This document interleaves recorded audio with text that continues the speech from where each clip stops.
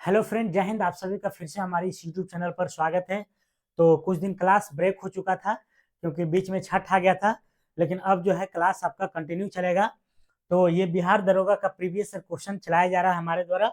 आज का जो हमारा क्लास है, आज का हमारा 10 नंबर का है। कितना है? 10 नंबर का क्लास है। इसके पहले अगर आप लोग वीडियो नहीं देखें जा करके, तो अवश्य जा करके देखिए। इसका प्ले लिस्ट आपको मिल जाएगा और इसका पीडीएफ प्राप्त करने के लिए आप टेलीग्राम चैनल को ज्वाइन कर सकते हैं, जिसका लिंक हम डिस्क्रिप्शन बॉक्स में डाल देंगे। ठीक है, तो आज से कंटिन्यू हमारा ये बिहार एसएससी का जो प्रीवियस दरोगा का है, ये कंटिन्यू चलेगा।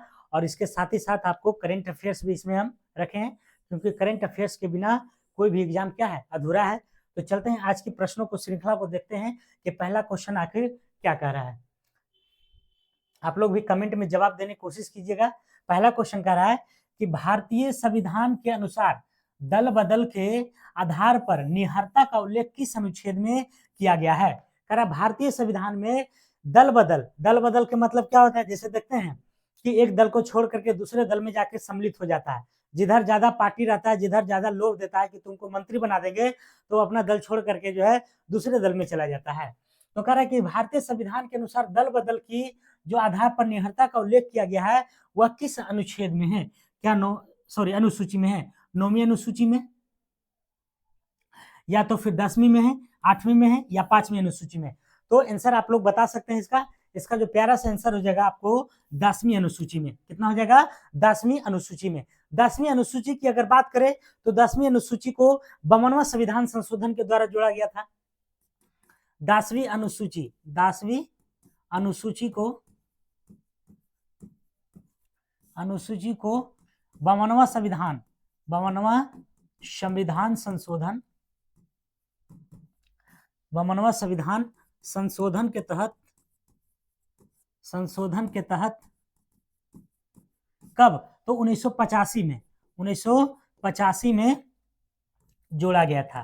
तो बहुत क्वेश्चन पूछता है ये वाला, है ना, कि कब जोड़ा गया था। तो 1985 में। कईवें संविधान संशोधन के तहत? तो 52वां संविधान संशोधन के तहत। कब हुआ था? तो 1985 में। क्या था इसमें? तो दल बदल की प्रक्रिया से संबंधित है। अगर बात करें अनुसूची की, यहाँ पर अनुसूची आया है, तो अनुसूची की अगर बात करें तो हमारे मूल संविधान में, अनुसूची की अगर बात करें तो हमारे मूल संविधान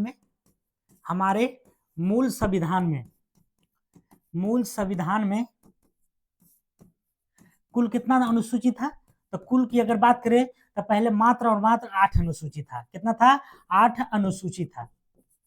लेकिन वर्तमान की अगर बात करें तो वर्तमान में जो है टोटल 12 अनुसूचियां हैं। टोटल कितना है? 12 अनुसूचियां हैं। यहीं पर हम लिख देते हैं कि वर्तमान में अगर देखा जाए कि वर्तमान में हमारे संविधान में कितने अनुसूचियां हैं, तो वर्तमान में 12 अनुसूचियां हैं। तो ये अनुसूची की अगर बात करें तो ये अनुसूची 4 को जो बढ़ा है, किसी न किसी संविधान संशोधन के माध्यम से ही बढ़ा होगा। तो चलते हैं देखते हैं कि आखिर 9वीं अनुसूची को कैसे जोड़ा गया। तो 9वीं अनुसूची को जोड़ा गया था पहले संविधान संशोधन के तहत 1951 में। 1951 में 9वें संविधान संशोधन 9वें अनुसूची को पहले संविधान संशोधन के तहत, पहले संविधान संशोधन के तहत।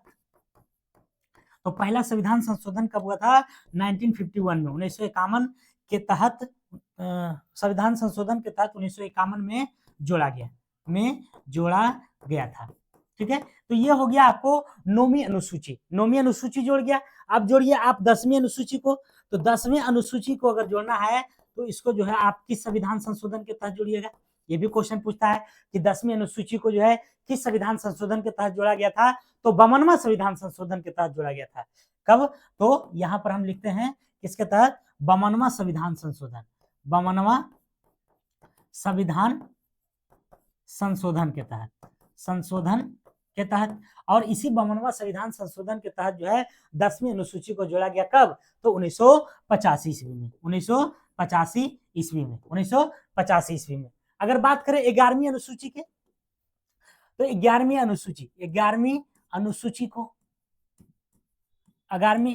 अनुसूची को कईवें संविधान संशोधन के तहत जोड़ा गया है। तो इसे 11वीं और 12वीं दोनों ले लीजिए। 11वीं और 12वीं अनुसूची को 73वां संविधान संशोधन के तहत 11वीं अनुसूची एंड 12वीं अनुसूची, 12वीं अनुसूची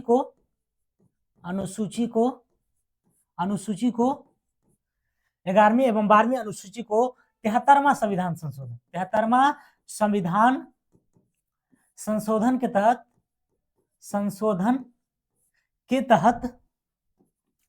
तहत जोड़ा गया है ना, जोड़ा गया। और पूछता है कि 73वां संविधान संशोधन कब हुआ, तो यहाँ पर आप आराम से जो है 1900 कब हुआ था, 73वां 1992 में हुआ था, 1992 ईस्वी में 73वां संविधान संशोधन। तो ये आपका 8 अनुसूची से कितना बन गया, 12 अनुसूची। तो इस 12 अनुसूची से क्वेश्चन को जो है घुमा घुमा करके पूछते रहता है। इसमें और भी पॉइंट है, लेकिन अगले क्वेश्चन में हम बताएंगे, है ना, कि किस संविधान किस अनुसूची में क्या है। तो अनुसूची एक बार हम पहले भी लिखा हुआ है कि किस अनुसूची में किस चीज का वर्णन किया गया है। तो आप लोग पीछे का क्लास अगर नहीं देखें तो जरूर जाके देखिए, उसमें आपको पूरी जो है मिल जाएगी, ठीक है, क्योंकि बार बार एक ही चीज को लिखने से कोई फायदा नहीं है, ठीक है। चलते हैं अगला क्वेश्चन पर। अगला क्वेश्चन देखते हैं क्या कहता है। अगला क्वेश्चन कह रहा है कि जैन धर्म के 23वें तीर्थंकर, जैन धर्म के 23वें तीर्थंकर कौन थे। कुल मिलाकर के बात किया जाए तो 24 तीर्थंकर थे। कुल कितना थे, 24 तीर्थंकर थे। तो उसमें पूछ रहा है कि 23वें कौन थे, क्या ऋषभ देव थे, महावीर थे, गौतम बुद्ध थे या पार्श्वनाथ थे, बताइए कौन सा थे। तो इसका जो प्यारा सा आंसर हो जाएगा 23वें तीर्थंकर आपको पार्श्वनाथ हो जाएंगे। क्या हो जाएंगे, पार्श्वनाथ क्या थे, तो 23वें तीर्थंकर के रूप में थे। और 24वें तीर्थंकर अगर पूछे तो कौन थे, महावीर स्वामी। कौन थे, महावीर स्वामी थे, महावीर स्वामी, ठीक है। अगर बात करें पार्श्वनाथ की, तो पार्श्वनाथ को ज्ञान की जो प्राप्ति हुआ था सम्मेद पर्वत पर हुआ था, है ना। पार्श्वनाथ की ज्ञान की प्राप्ति, पार्श्वनाथ की ज्ञान की प्राप्ति सम्मेद पर्वत पर हुआ था। पूछता है क्वेश्चन, है ना, सम्मेद पर्वत। इस सेशन में आपको वही क्वेश्चन देखने को मिलेगा जो एग्जाम में पूछा गया है। सम्मेद पर्वत पर हुआ था। तो क्वेश्चन अगर पूछे कि 23वें तीर्थंकर जो पार्श्वनाथ थे उनका जो है ज्ञान की प्राप्ति किस पर्वत पर हुआ था, तो सम्मेद पर्वत पर हुआ था। पार्श्वनाथ की अगर बात करें तो ये काशी नरेश अश्वसेन के पुत्र थे, है ना। ये कौन थे, तो पार्श्वनाथ की अगर बात करें तो काशी नरेश किसका पुत्र थे, तो अश्वसेन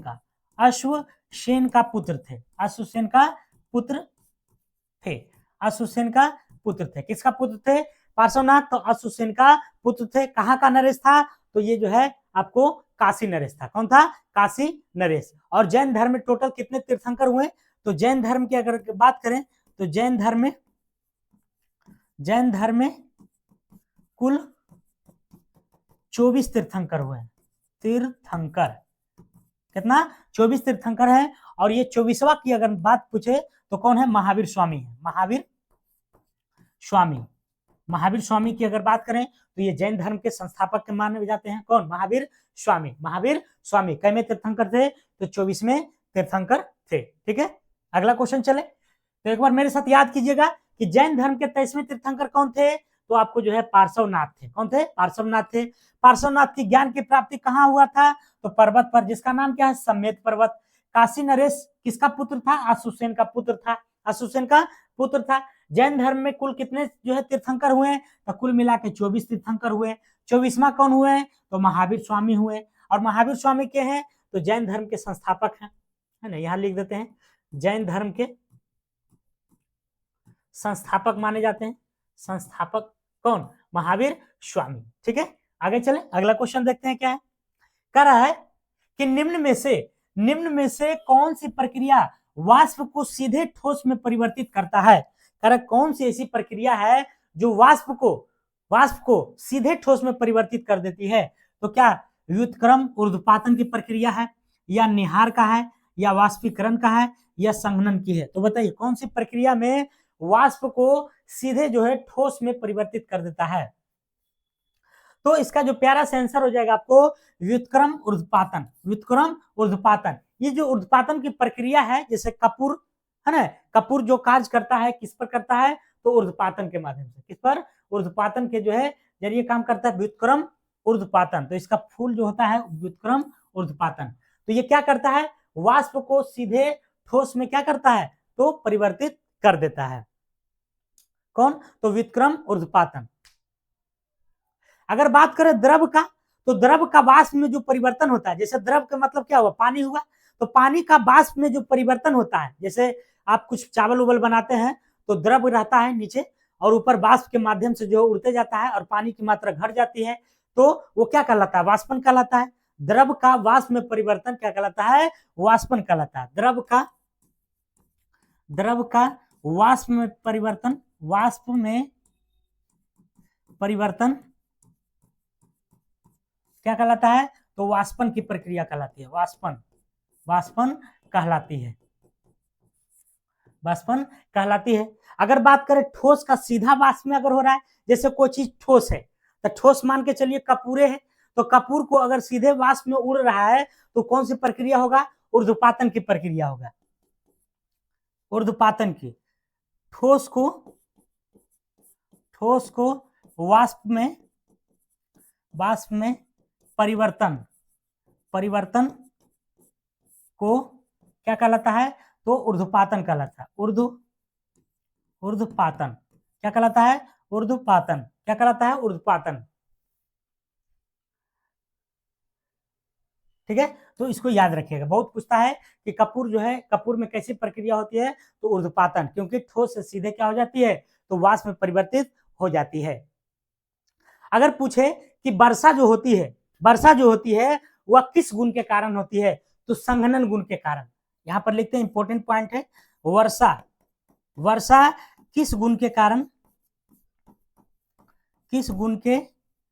होती है, किस गुण के कारण होती है, तो ये जो होती है आपको संघनन के माध्यम से, संघनन है ना, संघनन किसके माध्यम से होता है, तो संघनन की प्रक्रिया के माध्यम से वर्षा होती है। ठीक है, आगे चलें, अगला क्वेश्चन देखते हैं। कर संसद में प्रथम लोकपाल बिल पेश किया गया था। कर संसद जो हमारा जानिए रहे कि संसद कैसे कैसे बनता है, उसमें कौन कौन रहता है, लोकसभा रहता है, राज्यसभा रहता है और राष्ट्रपति रहते हैं। तो कह रहा हमारे संसद में प्रथम लोकपाल बिल को जो पेश किया गया था, कब किया गया था, 1971 में, 67 में, 68 में, 72 में। तो बताइए प्रथम लोकपाल बिल को कब पेश किया गया था। तो प्रथम लोकपाल बिल की अगर बात करें तो इसको पेश करने की तिथि जो है आपको 1968 में, कब है, 1968 में है, 1968 में प्रथम लोकपाल बिल को पेश किया गया था। अच्छा, लोकपाल बिल होता क्या है, ये आप लोग पता है, तो लोकपाल का मतलब ये होता है कि वैसे उच्च सरकारी पदों पर आसीन व्यक्तियों द्वारा जो किए जा रहे भ्रष्टाचार की शिकायतें सुनने एवं उस पर कार्रवाई करने के लिए, है ना, जो मतलब उस पर पदस्थापित है, उसको क्या कहते हैं, लोकपाल कहते हैं। कहने का मतलब हुआ कि उच्च सरकारी पदों पर आसीन व्यक्ति द्वारा किए जा रहे भ्रष्टाचार की शिकायत सुनने एवं उस पर कार्रवाई करने के लिए जो पद है उसे लोकपाल कहते हैं। मान के चलिए कि जो संविधान के संरक्षण करने के लिए या फिर उनके कानूनों को संरक्षण करने के लिए किसी व्यक्ति को बैठाया गया है, लेकिन उस व्यक्ति जो है, वो व्यक्ति जो है क्या है, भ्रष्ट है, भ्रष्टाचार है, तो उसी को जांच पड़ताल करने के लिए जो है लोकपाल लाया गया है। ठीक है, तो इसको जो प्रथम बार संसद में पेश किया गया था, कब किया गया था, 1968 ईस्वी में, 1968 ईस्वी में। लोकपाल विधेयक की अगर बात करें तो इसको जो है 1 जनवरी 2014 से पारित किया गया है ना। सबसे पहले इसको जो है 2013 में राज्यसभा में लाया गया था, 17 दिसंबर 2013 को, 17 दिसंबर लोकपाल को, यहां लिखते हैं, लोकपाल बिल को राज्यसभा से 17 दिसंबर 2013 को तथा लोकसभा से अगले दिन, है ना, लोकसभा को 18 दिसंबर 2013 से पास किया गया था, लेकिन अभी ये कानून नहीं बना है, किया गया था, जब तक राष्ट्रपति जो है सिग्नेचर नहीं करेंगे, किया गया था। तो इस पर जो राष्ट्रपति अपना सहमति दर्ज करते हैं, तो 1 जनवरी 2014 को राष्ट्रपति सिग्नेचर कर करे, राष्ट्रपति हस्ताक्षरित कर इसे क्या बना दिया गया, तो इसे बिल बना दिया गया, इसे कानून बना दिया गया, इसे कानून बना दिया गया, कानून बनाया गया। तो अगर पूछे कि लोकपाल जो है अस्तित्व में कब आया था, तो 1 जनवरी 2014 हो जाएगा। 1 जनवरी 2014 को लोकपाल बिल आ गया था। अगर बात करें कि लोकपाल की गठन की अनुशंसा है ना, सबसे पहले तो ये जो है आपको संसद में प्रथम लोकपाल बिल पेश किया गया था 1968 में, लेकिन इसकी जो सर्वप्रथम अनुशंसा किया गया था 1966 ईस्वी में किया गया था। किसका, लोकपाल बिल का, लोकपाल आना चाहिए भाई। तो 1966 में जब मोरारजी देसाई के अध्यक्षता में, किसके अध्यक्षता में, मोरारजी देसाई की अध्यक्षता में इसे जो है किया गया था। अगर बात करें देश के पहले लोकपाल कौन है, पूछता है क्वेश्चन कि देश के पहले लोकपाल कौन है। देश के पहले लोकपाल, देश के पहले लोकपाल की अगर बात करें तो कौन है, पिनाकी चंद्र घोष है। कौन है, पिनाकी चंद्र घोष, पिनाकी चंद्र घोष है, पिनाकी चंद्र घोष है पहले लोकपाल।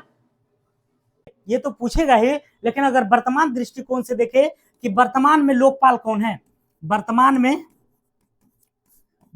में लोकपाल की अगर बात करें तो कौन है, प्रदीप कुमार मोहंती है। कौन है, प्रदीप कुमार मोहंती। ठीक है, तो आपको दोनों, पहला अगर पूछे तो पिनाकी चंद्र घोष है, लेकिन अगर आगे वर्तमान में पूछे तो प्रदीप कुमार कौन है, तो मोहंती है, प्रदीप कुमार मोहंती। ठीक है, तो ये रहा था आपका पूरा डिस्कशन। संसद में प्रथम लोकपाल बिल कब पेश किया गया, 1968 ईस्वी में। लोकपाल बिल को राज्यसभा से कब पास किया गया था, 17 दिसंबर 2013 को। लोकसभा से कब किया गया है, तो 18 दिसंबर 2013 को। राष्ट्रपति महोदय ने इसे बिल कब बना दिया सिग्नेचर करके, तो 1 जनवरी 2014 को राष्ट्रपति ने हस्ताक्षरित कर इसे क्या कर दिया, तो कानून बना दिया गया। और सबसे पहले जो लोकपाल की जो प्रस्तुति हुई था 1966 ईस्वी में हुआ था। ठीक है, अगला क्वेश्चन देखते हैं। अगला क्वेश्चन कर रहा है, निम्न में से मीन वर्ग से संबंधित है, मीन मतलब मछली, तो कह रहा है मीन वर्ग से संबंधित कौन है, तारा मछली है। देखिए मछली देख करके कंफ्यूज नहीं होना, सिल्वर मछली है, शार्क है, व्हेल है। तो बताइए इसमें से जो निम्न में से मीन वर्ग से संबंधित है वो कौन है, तो इसका जो आंसर हो जाएगा आपको शार्क हो जाएगा। क्या हो जाएगा, शार्क। शार्क जो है आपको मीन वर्ग से संबंधित है। व्हेल मछली सबसे बड़ी स्तनधारी मछली है। व्हेल मछली क्या है, तो आपको सबसे बड़ी स्तनधारी मछली, सबसे बड़ी स्तनधारी क्या है, तो मछली है। सबसे बड़ी स्तनधारी कौन है, तो नीली व्हेल है। और मनुष्य की अगर बात करें तो मनुष्य किस युग में आता है, मनुष्य किस युग में आता है, मनुष्य किस वर्ग में आता है, युग नहीं वर्ग में, तो यूथेरिया। मनुष्य जो है ये अलग से क्वेश्चन है, मनुष्य यूथेरिया वर्ग में आता है, वर्ग में आता है, इसको याद करिएगा। ठीक है, आता है, क्योंकि मनुष्य अगर पूछेगा किस वर्ग में आता है तो ये किस में आता है, यूथेरिया वर्ग में। अगला क्वेश्चन चलते हैं। कनिष्क के शासन काल में बौद्ध संगीति का आयोजन कहाँ हुआ था, कनिष्क के शासन काल में। तो टोटल बौद्ध संगीति की अगर बात करें तो कुल बौद्ध संगीति जो है आपको 4 गो हुआ था। क्या गो हुआ था, 4 गो हुआ था। तो यही 4 में से पूछ रहा है कि कनिष्क के शासन काल वाला बताइए कि बौद्ध संगीति का आयोजन कहाँ पर हुआ था, क्या बोध गया में, मगध में, सारनाथ में, या तो फिर कश्मीर में। बताइए कहाँ हुआ था, तो इसका जो प्यारा सेंसर हो जाएगा आपको कश्मीर हो जाएगा, कश्मीर हो जाएगा। क्या हो जाएगा, कश्मीर। ठीक है, तो इसका मैंने एक चार्ट लेकर के आया आप सभी के लिए, क्योंकि बार बार जो है झंझट से दूर होइए। ठीक है, तो प्रथम की अगर बात करें सब, ठीक है, ईसा पूर्व है। ठीक है, और ये ईस्वी में है, ये चतुर्थ जो हुआ था 1 ईस्वी में हुआ था, और ये 1 2 3 4 हो गया। अब स्थान है कि कहां कहां हुआ था, तो प्रथम की अगर बात करें तो राजगीर में, द्वितीय वैशाली में, पाटलिपुत्रा में, कुंडलवन में। तो एक बार में लाइन याद करके रखिएगा, राजगीर, वैशाली, पाटलिपुत्रा, कुंडलवन, राजगीर, वैशाली, पाटलिपुत्रा और कुंडलवन, राजगीर, वैशाली, पाटलिपुत्रा और कुंडलवन। और इसके अध्यक्ष भी होते थे, जैसे किसके अध्यक्षता में हुआ है ये भी पूछता है, किसके अध्यक्षता में। तो सबसे पहला अगर पूछे तो महाकश्यप, सवाकामी द्वितीय, तो तीसरा में मोगली पुत्तिस और चौथा में वसुमित्र, है ना, वसुमित्र। ठीक है, और अगर शासन काल पूछे तो अजात शत्रु, कालाशोक, अशोक और कनिष्क। तो देखिए कनिष्क वाला पूछा है, तो कनिष्क वाला कहाँ हुआ है, कुंडलवन में। तो कुंडलवन कहाँ है, जम्मू एंड कश्मीर में। कुंडलवन कहाँ है, जम्मू एंड कश्मीर में, यही तो है। कहाँ है, तो जम्मू एंड कश्मीर में। तो इसको आप लोग याद करिएगा, ये पीडीएफ हम आपको दे देंगे, और इसका ट्रिक भी है ना, इसका ट्रिक भी है। राजा महाराजा आजा, वैश्य सबका काल है, पटाओ मत आशिक, कुंवर जी कंगाल है। तो इसको बैठाइए, राजा महाराजा, तो राजा से राजगिरी, महाराजा से महाकश्यप, आजा, आजा मतलब आजाद शत्रु हो गया। वैश्य सब कंगाल है ना, तो वैश्य से वैशाली हो गया, सबका मतलब सभा कमी हो गया, और कंगाल मतलब काला शोक हो गया। पटाओ मत आशिक, है ना, तो पाटलिपुत्रा हो गया। मत मतलब मोगली पुत्तिस, आशिक मतलब अशोक, और कुंवर जी कंगाल है मतलब कुंडलवन, वसुमित्र और कनिष्क। तो ये था इसका ट्रिक। तो जैसे आपको याद करने में सुविधा बनता है, ट्रिक से तो ट्रिक से, नहीं तो आप ऐसे भी याद कर सकते हैं। ठीक है, तो इसको आप लोग देख लीजिएगा। अगला क्वेश्चन चल रहे, भारत और श्रीलंका के बीच युद्धाभ्यास है। देखिए युद्धाभ्यास से क्वेश्चन जरूर आता है कि फलना फलना देश से जो है कौन सा युद्धाभ्यास चलाया जाता है। तो भारत और श्रीलंका की बात यहाँ की जा रही है। तो भारत और श्रीलंका से अगर पूछे तो क्या मित्र शक्ति है, अलनागा है, सहयोग है, या अभियान इंदिरा है ना, अभियान कर दीजिएगा इसको। ठीक है, अभियान इंदिरा है। तो इसका जो आंसर हो जाएगा आपको क्या हो जाएगा, मित्र शक्ति हो जाएगा, मित्र शक्ति। तो मित्र शक्ति किसके किसके बीच में है, भारत और श्रीलंका, भारत और श्रीलंका। और भी पूछता है, जैसे इंपॉर्टेंट है, जैसे वज्र प्रहार पूछता है। तो वज्र प्रहार की अगर बात करें, वज्र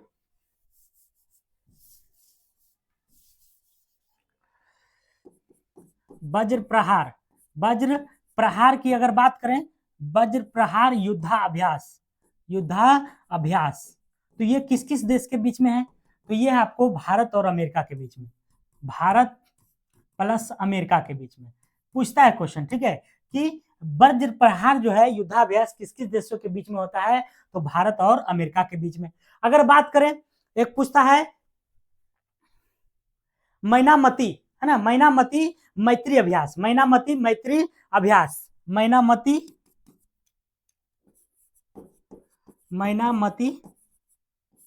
मैत्री अभ्यास। तो ये जो अभ्यास है युद्धाभ्यास, युद्धाभ्यास, तो ये किसके किसके बीच में है, तो ये भी जानना जरूरी है। ये जो है आपको किसके किसके बीच में, तो भारत और बांग्लादेश के बीच में, भारत प्लस बांग्लादेश के बीच में, भारत और बांग्लादेश के बीच में कौन है, तो मैनामती मैत्री अभ्यास। एक और पूछता है कि धर्म गार्जियन जो युद्धाभ्यास है वह किसके किसके बीच में है, धर्म गार्जियन। तो धर्म गार्जियन की अगर बात करें, धर्म गार्जियन युद्धाभ्यास की अगर बात करें, तो ये हो जाएगा भारत और जापान, भारत प्लस जापान के बीच में। तो तीनों को याद रखना है, और जो क्वेश्चन में है उसको भी याद रखना है, मतलब चारों को आप लोग याद रखना। भारत और श्रीलंका के बीच में मित्र शक्ति, और वज्र प्रहार की अगर बात करें तो भारत और अमेरिका, और बात करें मैनामती मैत्री अभ्यास से तो भारत और बांग्लादेश, और धर्म गार्जियन अगर पूछे तो भारत और जापान के बीच में होता है। कौन सी, तो युद्धाभ्यास। अगला क्वेश्चन, उदयपुर वन्य जीव अभ्यारण्य कहाँ है, बताइए। उदयपुर से तो लग रहा है कि जैसे राजस्थान में है, लेकिन नहीं, भूलना नहीं है, उदयपुर वन्य जीव अभ्यारण्य जो हमारा बिहार में है। कहाँ है, बिहार में। उदयपुर वन्य जीव अभ्यारण्य कहाँ है, तो बिहार में है। ये अभ्यारण्य की अगर बात करें तो किस जिला में है, पश्चिमी चंपारण के बेतिया में, है ना। ये कहाँ है, तो पश्चिमी चंपारण, पश्चिमी चंपारण को क्या कहते हैं, तो बेतिया कहलाता है, बेतिया, पश्चिमी चंपारण बेतिया में ये क्या है, तो उदयपुर वन्यजीव अभ्यारण्य है, जो कि किस राज्य में पड़ता है, तो हमारा बिहार में। क्वेश्चन पूछता है एक और कि भीम बांध वन्यजीव अभ्यारण्य कहाँ है, भीम बांध वन्यजीव अभ्यारण्य, तो भीम बांध वन्यजीव अभ्यारण्य ये बिहार के दृष्टिकोण से काफी इंपोर्टेंट है। तो भीम बांध वन्यजीव अभ्यारण्य की अगर बात करें तो ये आपको मुंगेर में पड़ता है। कहाँ पड़ता है, मुंगेर में, है ना। बीपीएससी में खूब पूछता है, तो बिहार दरगाह में पूछ सकता है। तो भीम बांध वन्यजीव अभ्यारण्य कहाँ है, तो ये आपको मुंगेर में। देखिए प्रीवियस क्वेश्चन काफी इंपोर्टेंट होता है कोई भी एग्जाम के लेकर के, क्योंकि उस सिलेबस के साथ साथ आपको वहां से संबंधित इर्द गिर्द जो क्वेश्चन है वहीं से आने की संभावना ज्यादा रहती है, इसलिए मैं डिस्कशन पर ज्यादा जोर दे रहा हूँ। तो आप लोग धैर्य बनाकर इस वीडियो को देखते रहिए, और अगर पसंद आ रहा है तो एक बार लाइक, शेयर और सब्सक्राइब जरूर करें मेरे चैनल को, और प्रतिदिन आपको यह वीडियो मिलने वाला है। ठीक है, तो यह भीम बांध वन्यजीव अभ्यारण्य कहाँ है? तो मुंगेर में है। ठीक है, अगला चले, अगला क्वेश्चन देखते हैं।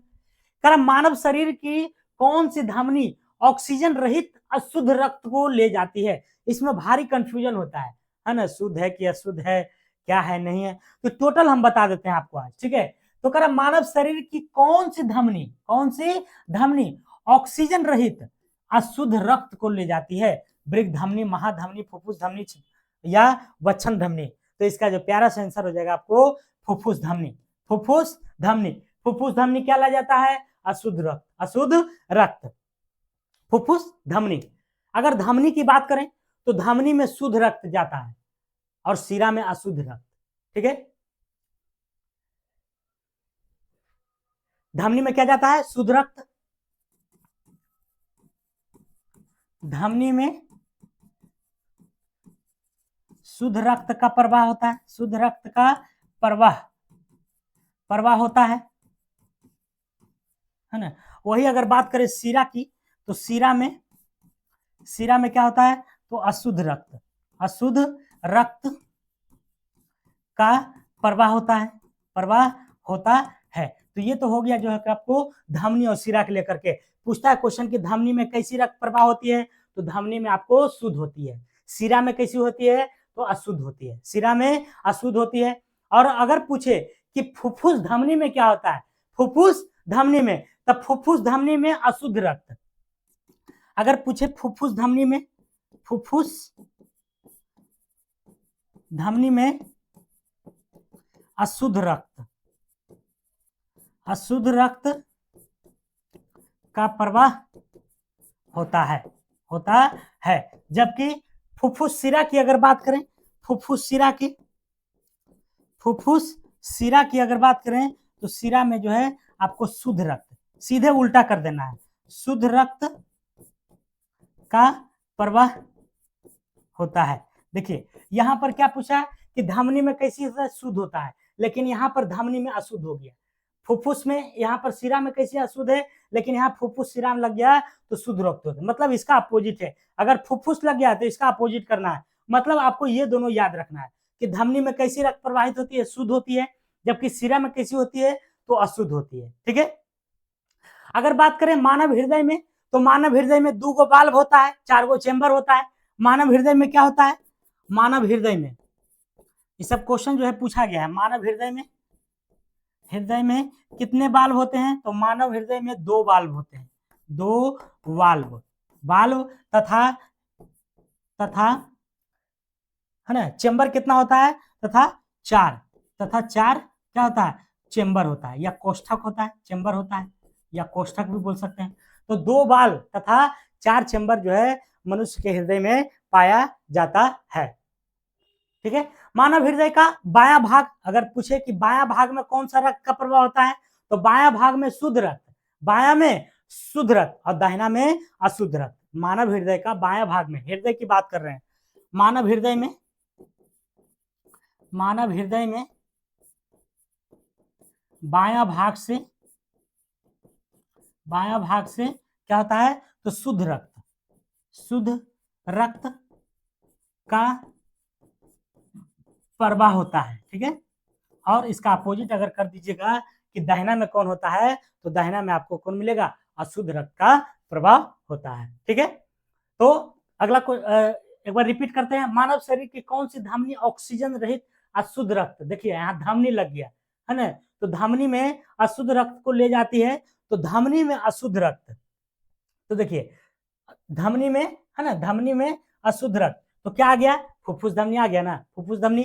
तो यहां से भी तो क्वेश्चन पूछ सकता है कि फुफ्फुस शिरा में क्या है? तो शुद्ध रक्त हो सकता है। इसलिए आप लोग जो इसको जोड़ करके पढ़ने की कोशिश कीजिए। ठीक है, अगला क्वेश्चन कह रहा जर्मनी का आधिकारिक मुद्रा क्या है? मतलब जर्मनी की जो ऑफिशियली मुद्रा है वह क्या है? रुपया है, लीरा है, पेसो है, यूरो है? बताइए। तो जर्मनी की अगर बात करें तो इसकी आधिकारिक जो मुद्रा है, जर्मनी की आधिकारिक मुद्रा, तो क्या हो जाएगा बताइए जल्दी। तो इसका जो आंसर हो जाएगा यूरो हो जाएगा। क्या हो जाएगा? यूरो। यूरो यूरो एक ऐसी मुद्रा है जो यूरोपीय संघ के 20 देशों की मुद्रा है ना। यूरोपीय संघ के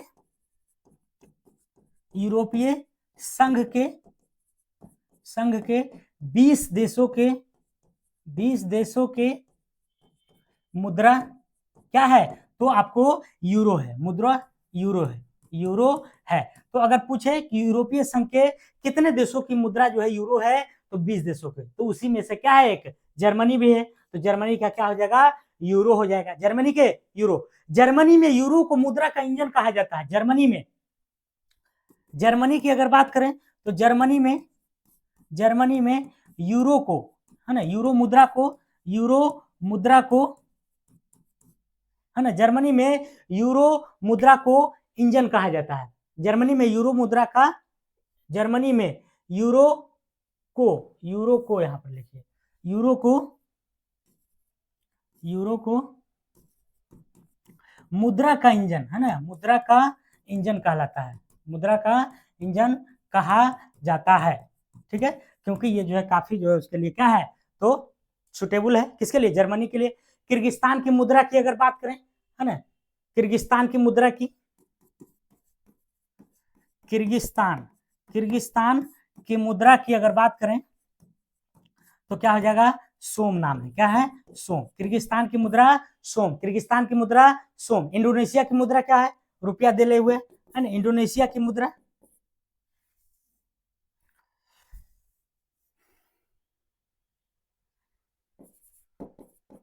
इंडोनेशिया की मुद्रा की अगर बात करें तो क्या हो जाएगा? रुपया। क्या हो जाएगा? रुपया। ठीक है। और फिलीपींस की मुद्रा पेसो हो जाएगा, है ना। ये किसका मुद्रा है? तो फिलीपींस का, यहीं पर लिख देते हैं फिलीपींस का। फिलीपींस की मुद्रा क्या है? तो और ये लीरा बच गया है, तो इटली के क्या है? लीरा है। इटली के लीरा हो जाएगा। इटली के मुद्रा लीरा हो जाएगा। यूरो हो गया, पेसो हो गया, लीरा हो गया और रुपया हो गया। तो ये सारा जो है आपको याद करना है। ठीक है। अगला क्वेश्चन, करा सुलह कुल की नीति किसने अपनाया था? बताइए, सुलह कुल की नीति अपनाने वाला कौन है? क्या जहांगीर था, हुमायूं था, बाबर था, अकबर था? इन चारों में से बताना है कि सुलह कुल। तो इसका जो साफ आंसर दिख रहा है आपको, अकबर हो जाएगा। सुलह कुल की नीति अपनाने वाला कौन है? तो अकबर है। सुलह कुल की नीति क्या थी? तो एक धार्मिक सहिष्णुता की नीति थी, धार्मिक सहिष्णुता की नीति। तो सुलह कुल की अगर बात करें तो यह धार्मिक सहिष्णुता की नीति थी, है ना, नीति थी। अच्छा, धार्मिक सहिष्णुता मतलब क्या होता है? कितना लोग नहीं समझते होंगे। तो धार्मिक सहिष्णुता का मतलब ये हुआ कि सभी धर्मों को लोगों को बुला करके, है ना, सभी धर्मों को लोगों को बुला करके सभी धर्मों के बारे में चर्चा करना, और सभी धर्मों के बारे में देखना है कि उसके धर्म में क्या है, उसके धर्म में क्या है, और सभी को जो है मिला करके उसमें क्या करना है, तो बातचीत चर्चा करना है। इसी को सुलह कुल कहते थे। ठीक है। और बात किया जाए अकबर के में, तो दीन इलाही भी चलाया था, है ना, दीन इलाही धर्म, दीन ए इलाही। तो दीन ए इलाही किसने चलाया था? तो ये भी जो है किसने चलाया था? अकबर ने। किसने? अकबर ने। कब चलाया था? तो 1582 ईस्वी में, 1582। अगर बात करें इलाही संबत के, तो इलाही संबत भी इन्होंने ही चलाया था। इलाही संबत जो है इन्होंने ही चलाया था। किसने? अकबर ने। ये कब चलाया था? तो बस एक साल बाद, 1583 ईस्वी में। 1583 ईस्वी में इलाही संबत की स्थापना किया गया है। दीन इलाही की अगर बात करें तो इसे तौहीद ए इलाही भी कहा जाता है। दीन इलाही को क्या कहते हैं? इसे तौहीद ए इलाही। तौहीद अगर कभी आ जाए तौहीद ए इलाही, तो उसको समझना है दीन इलाही, तौहीद ए इलाही, तौहीद ए इलाही कहा जाता है। ठीक है। तो इसका दो नाम है। अगला क्वेश्चन चलते हैं। कह रहा किस रंग का प्रकाश प्रकीर्णन न्यूनतम होता है? प्रकाश का प्रकीर्णन न्यूनतम होता है। प्रकीर्णन मतलब क्या होता है? बताइए, किस रंग का जो है प्रकीर्णन सबसे न्यूनतम होता है? क्या बैगनी का होता है, पीला का, हरा का, या लाल का? बताइए जल्दी से। तो आप लोग भी कमेंट करके बता सकते हैं। तो प्रकीर्णन के मतलब होता है फैलना, है ना, फैलना।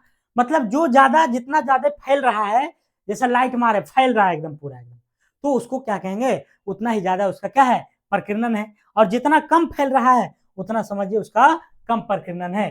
तो आप तो बता दीजिएगा आसानी से, किस रंग का प्रकाश प्रकीर्णन न्यूनतम होता है, तो लाल का।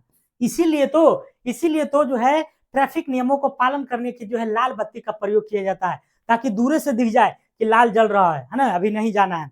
ट्रेन में भी जो है इसको गाड़ी को रोकने के लिए लाल बत्ती का प्रयोग किया जाता है ना, कि देखो जो है, क्योंकि लाल जो है फैलता कम है, और जब फैलेगा कम तो उसको दूर से जो है आप लोग आराम से उसको क्या करते हैं, देख सकते हैं।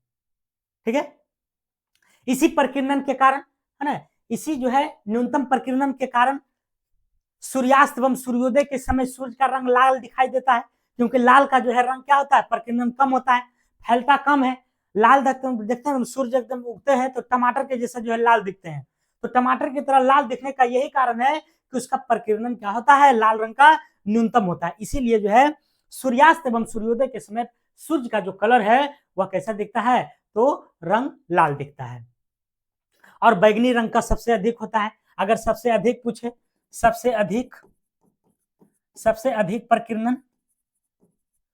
अधिक प्रकीर्णन अगर पूछे तो किसका होता है जी, बैगनी का है ना, एकदम पूरा जो है एकदम जलाइएगा तो पूरा एकदम फलार मार देगा, है ना, पूरा फैल जाएगा। तो जब फैल जाएगा तो दूर से दिखेगा नहीं, दिखेगा, क्योंकि वो तो अपना रंग को जो है इधर उधर बांट दिया है। इसीलिए जो है इसका प्रकीर्णन क्या होता है, सबसे ज्यादा होता है किसका, बैगनी का, और सबसे कम किसका होता है, तो लाल का। ठीक है, अगला क्वेश्चन चले। कह रहा कि निम्न में से कौन सा कांग्रेस के अध्यक्ष नहीं बने। कांग्रेस के अध्यक्ष तो बहुत बने हैं, लेकिन निम्न में से कौन नहीं बने ये चुनना है। क्या सुरेंद्र नाथ बनर्जी, गोपाल कृष्ण गोखले, बाल गंगाधर तिलक, या महात्मा गांधी, बताइए जल्दी से। निम्न में से कौन सा कांग्रेस के अध्यक्ष नहीं बने हैं, तो नहीं बनने वाले में से आपको कौन है, फटाक से बताइए। तो इसमें जो है हो जाएंगे कौन, बाल गंगाधर तिलक। बाल गंगाधर तिलक जो है आपको कांग्रेस के अध्यक्ष नहीं बने थे, हालांकि इनका अध्यक्ष बनने के लिए एक बार नामित किया गया था, लेकिन अंग्रेज जो है इनको जो है अध्यक्षता में शामिल नहीं होने दिया, गया। ठीक है, अगर बात करें गोपाल कृष्ण गोखले के, तो गोपाल कृष्ण गोखले ने 1905 के बनारस अधिवेशन की अध्यक्षता किया था, है ना। इन्होंने क्या किया था, तो 1905 के बनारस अधिवेशन की अध्यक्षता किसने किया था, तो गोपाल कृष्ण गोखले के द्वारा। किसके द्वारा, गोपाल कृष्ण गोखले के द्वारा। काफी इंपॉर्टेंट है, बहुत बार बार पूछा जाता है। ठीक है, अगर बात करें महात्मा गांधी के, तो महात्मा गांधी जो है 1924 के, है ना, 1924 में बेलगांव अधिवेशन की अध्यक्षता किए थे, है ना, अध्यक्षता किए थे। तो बेलगांव अधिवेशन की अध्यक्षता करने वाले व्यक्ति का नाम क्या है, महात्मा गांधी। कब किए थे, तो 1924 ईस्वी में, 1924 ईस्वी में। ठीक है, आगे चले, अगला क्वेश्चन देखते हैं। तो क्लास कैसा लग रहा है जरूर बताइएगा आप लोग कमेंट बॉक्स में। ताजमहल के लिए पत्थर कहां से लाया गया था। इस सब क्वेश्चन जितना बता रहा है ना, सब लोग पूछा हुआ है, ये नहीं सोचिएगा कि हल्का क्वेश्चन है। सभी क्वेश्चन जो है आपको दरोगा में पूछा गया है, मध्य निषेध दरोगा में पूछा गया है सभी क्वेश्चन। ठीक है, तो क्वेश्चन को हल्के में नहीं लेना है, क्योंकि हल्का क्वेश्चन में ही ज्यादा लोग कंफ्यूज होते हैं। तो कह रहा ताजमहल के लिए पत्थर का जो लाया गया था वो कहां से लाया गया था, अम्बेर से, चुनार से, कासगढ़ से, या मकराना से। तो बताइए कहां से लाया गया था, ये लाया गया था आपको मकराना से। कहां से, मकराना से लाया गया था। मकराना की अगर बात करें तो मकराना जो है श्वेत मार्बल के लिए प्रसिद्ध है, और मकराना राजस्थान में है। मकराना जो है, मकराना राजस्थान के नागौर जिला में है। नागौर जिला में है, जो किसके लिए प्रसिद्ध है, तो श्वेत संगमरमर के लिए, जो है श्वेत संगमरमर के लिए क्या है, तो प्रसिद्ध है। किसके लिए प्रसिद्ध है, तो श्वेत संगमरमर के लिए प्रसिद्ध है। आपको क्या है, तो मकराना, और इसी मकराना से जो है ताजमहल का निर्माण है तो पत्थर को लाया गया था, मार्बल को लाया गया था। ताजमहल का निर्माण की बात करें तो लगभग जो है 22 वर्षों में पूरा किया गया था। ताजमहल का निर्माण कितना में, तो लगभग आपको 22 वर्षों में किया गया था। अच्छा, ताजमहल का मुख्य वास्तुकार कौन था? वास्तुकार मतलब समझते हैं ना, जो आर्किटेक्ट है ना, आर्किटेक्ट करता है, मतलब जो उसका स्ट्रक्चर तैयार करता है कि नहीं ऐसा मकान होना चाहिए, तो इस तरह से ताजमहल होना चाहिए। इसका जो वास्तुकार करने वाला था उस्ताद अहमद लाहौरी था। ताजमहल का वास्तुकार, ताजमहल का वास्तुकार अलग है और बनाने वाला अलग है। तो वास्तुकार कौन था? उस्ताद अहमद लाहौरी। उस्ताद अहमद लाहौरी था। कौन था? उस्ताद अहमद लाहौरी। लेकिन अगर पूछे कि ताजमहल का जो मुख्य कारीगर था जिसका हाथ कटवा दिया गया था, तो कारीगर अगर पूछे तो उस्ताद ईसा खां था। उस्ताद ईसा खां था। इसका जो कारीगर था, कारीगर अगर पूछे तो क्या था? उस्ताद ईसा खां। ठीक है, तो इसमें जो है कंफ्यूज नहीं होना है, दोनों को याद रखना है, लेकिन दोनों को दो फॉर्म में याद रखना है। एक था आपको वास्तुकार, जबकि दूसरा था आपको कारीगर, मतलब जो निर्माण करने वाला था, जो राजमिस्त्री था।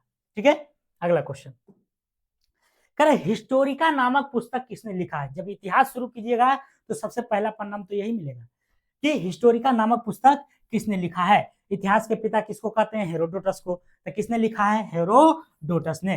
हेरोडोटस ने हिस्टोरिका नामक पुस्तक लिखा है। किसने? हेरोडोटस ने। हेरोडोटस की अगर बात करें तो यह यूनान का एक इतिहासकार था। यह कहाँ का था? तो यूनान का इतिहासकार था। कहाँ का था जी?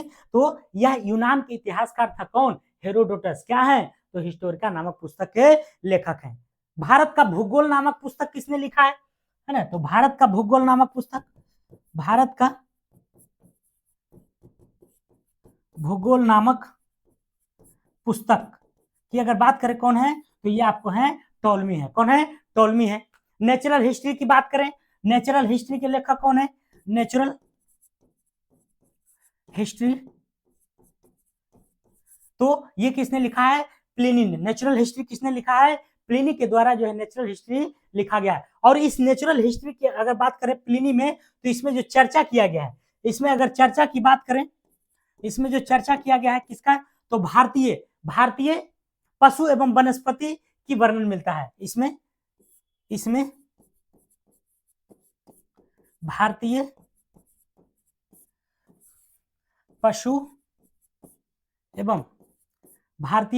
पशु एवं वनस्पति का वर्णन मिलता है, एवं वनस्पति का वर्णन मिलता है। पूछता है क्वेश्चन कि जो है बताइए कि नेचुरल हिस्ट्री जो लेखक है प्लिनी, तो उसमें किसका वर्णन मिलता है? तो भारतीय पशु एवं वनस्पति का उसमें चर्चा दिया गया है। ठीक है, अगला क्वेश्चन कह रहा कि दाचीग्राम नेशनल पार्क में किसे संरक्षण प्रदान किया जाता है? दाचीग्राम नेशनल पार्क है, एक तरह से नेशनल है, भारतीय लेवल पर है। तो कह रहा दाचीग्राम जो नेशनल पार्क है उसमें जो है किसका संरक्षण मिलता है? किसको? हंगुल को, बाघ को, गैंडा को, बब्बर शेर को। तो बताइए इसमें जो मिलता है आपको किसको? तो हंगुल को। ये पूछता है कि दच्चीग्राम नेशनल पार्क जो है वह कहाँ है? तो ये जो दच्चीग्राम नेशनल पार्क है ये आपको जम्मू एंड कश्मीर में, यहीं पर लिख देते हैं कहाँ है? तो जम्मू एंड कश्मीर में दाचीग्राम नेशनल पार्क है, जो किसके लिए प्रसिद्ध है? तो हंगुल के लिए। किसके लिए है? हंगुल के लिए प्रसिद्ध है। अगर बात करें काजीरंगा के, है ना, तो काजीरंगा नेशनल पार्क, और बात करें मानस राष्ट्रीय उद्यान, काजीरंगा नेशनल पार्क, काजीरंगा बहुत पूछता है,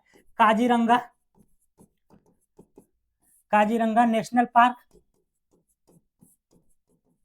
तथा मानस राष्ट्रीय उद्यान।